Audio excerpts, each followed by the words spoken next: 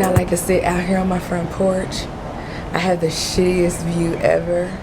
Like, for real, for real. Check this out. This is my view. When I sit down, this is my view. You literally getting the shittiest view. Hey guys, what's going on? It's Laura and welcome to my channel. Today, I wanted to give you a few tips to walk in the door with. A few things that you might want to start learning before you actually start your job, your day one as a 911 dispatcher. Now, this video is probably more for those who have passed all of their, all of their tests and they're getting ready to start their new job. What are you going to be learning during your 6 weeks in the classroom training? I'm going to give you some tips on just some things that you need to know walking in the door that might give you a little advantage, or at least give you a little running knowledge, a little bit above what everybody else has. So if you're interested in that information, then stay tuned. Hey guys, okay, so a lot of people have been asking me a lot of questions and I am so excited about that. Like, it's so exciting for me to get emails from you guys with questions that you might have about being a 911 dispatcher. And so I wanted to kind of filter some of those questions into this video just to give you all a little bit of insight on some of the things that you're going to be learning when you go to your like your first day. So one of the things that all agencies have is in the classroom training. Most agencies in the classroom training looks different, but all of you have classroom training. Like, everybody has that. It's mandatory. It's the law. You have to have, in the state of Texas at least, you have to have a certain number of hours in the classroom before you can even start on the job training. And then you also have to have certain certifications as well. Once you start this on-the-job training, you have to then get a certain number of hours before you can even answer the phones by yourself. So there are a lot of different rules and things that you have to do before you can move on to the next step. If I keep on blinking, guys, this light is so bright today. I don't know why. My contacts are like tripping. I'm almost tempted to put on my glasses, but I ain't going out like that. I just ordered some new glasses and I really can't wait for them to arrive so I can debut them. But until then, I can't see nothing. It's like cloudy. So if it gets too bad, I might just have to like press pause. I'm gonna have to press pause. All right, guys. So I just wanted to give you some helpful tips to kind of go into the door with. These are things you want to know your first week or like your first day of work. You all know the city that you apply for. Everybody knows that. You know who you apply for. You know the city that you're going to be working in. It's going to be really, really, really, really, really, really, very, very, very, very with sugar on top important for you to know the geography of that city. I cannot stress that enough to you guys.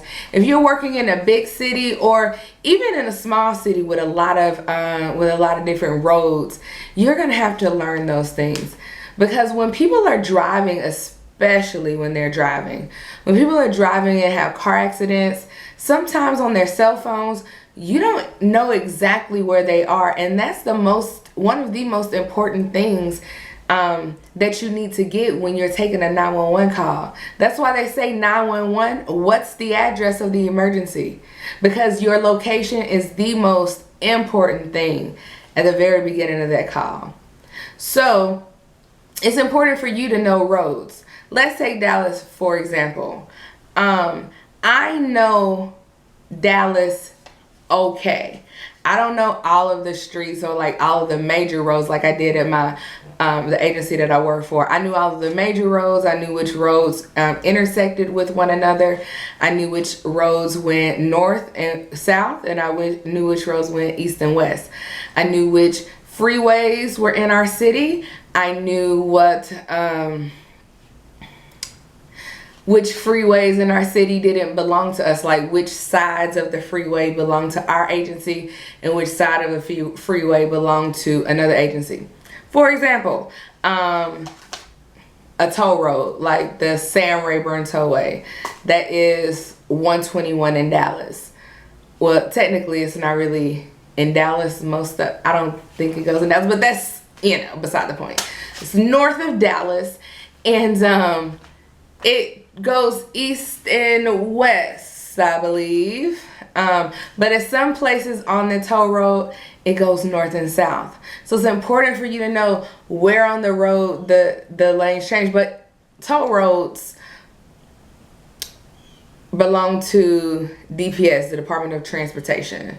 Like, you know, the troopers, the state troopers, they handle like the accidents. But like if it's injuries, then they call whichever agency is, you know, in that jurisdiction. So that's why each city is assigned. If it's on a border, one city might have the westbound lane of traffic, and the other city might have the eastbound lane of traffic. So it's things like that that help them differentiate to determine which PD or FD, excuse me, is gonna come and help out. So definitely know the geography of the city. I would look at a map, look at the major streets in the city or agency that you're going to work for. Try to find out the city's boundaries. You'll learn this stuff in class, but it's good to know it, like to just know it. I wanted to really know and study my city because if somebody didn't know where they were, like I'm telling you guys, it doesn't always come up on the map. Sometimes it'll come up on the map, but it's not in the exact location like at the very beginning. It might have like a general vicinity, especially with cell phones. So when someone says that I'm on like Loop 12, you have to know, well, which part of Loop 12 are you on? Like which other streets did you see? Like is the street Loop 12 at that point, or is it Buckner, or is it, you know, Great Trinity Forest or whatever it's called now? Like you have to know which streets are named other things. So that's really important to try to familiarize yourself with before you even start the job, because I can guarantee you that there are going to be tests in your classroom training about that.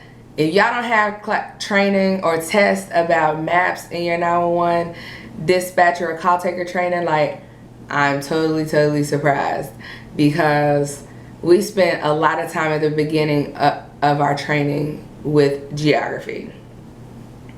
So know that. Know where your city starts, know where your city ends. A lot of, especially if you're in the Dallas-Fort Worth area, we have a lot of little cities, a lot of borders.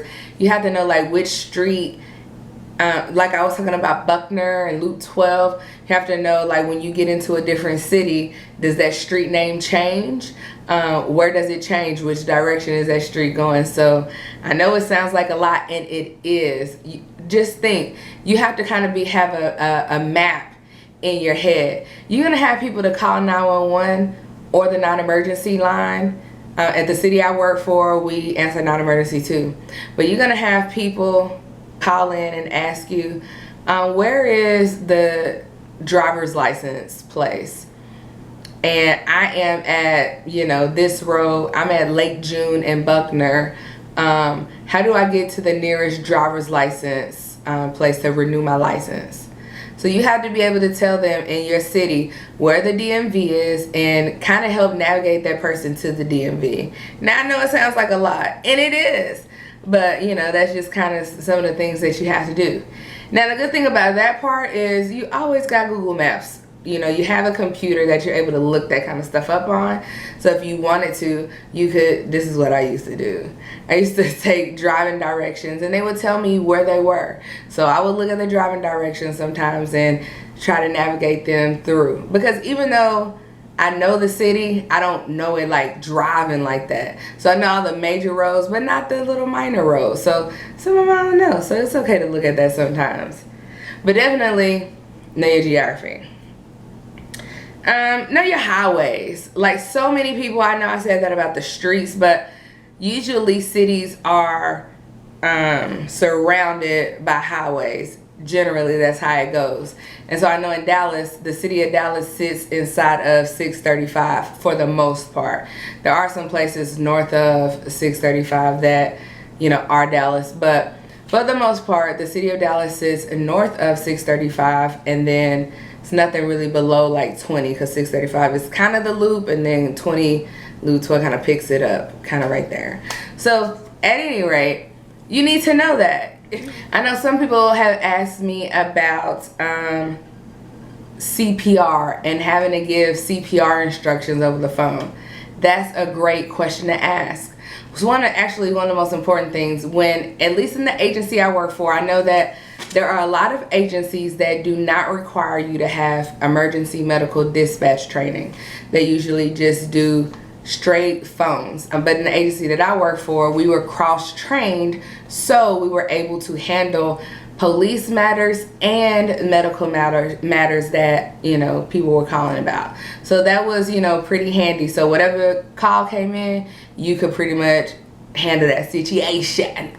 So in order to do that, though, you have to take what's called an EMD training, emergency medical dispatch, and I'll talk to you all about that later. Now, I don't know how much I know how much I remember, but it will be very hard, very challenging for me to tell you how to do well in that class.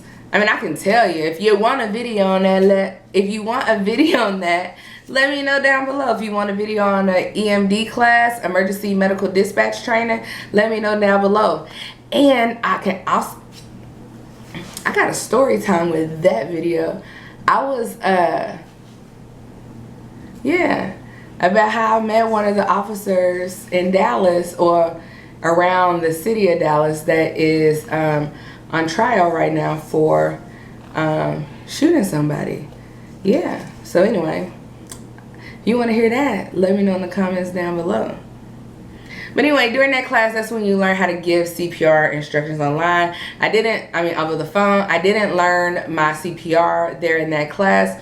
I actually was already certified, but I got recertified so that, you know, I had to go 2 years and not like 1 year before I had to get recertified.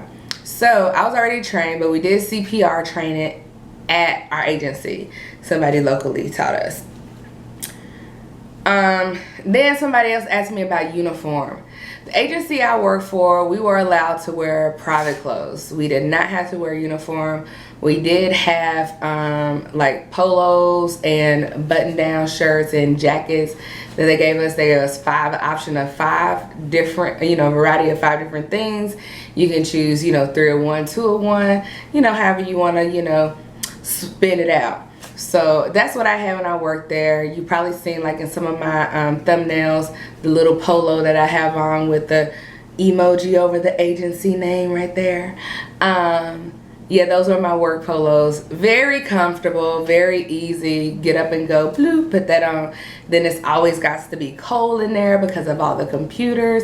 So I have my little jacket so I could be warm and snuggly when I'm answering my 911 calls. And when it got real intense, I had to take the jacket off. I had to come up out of it.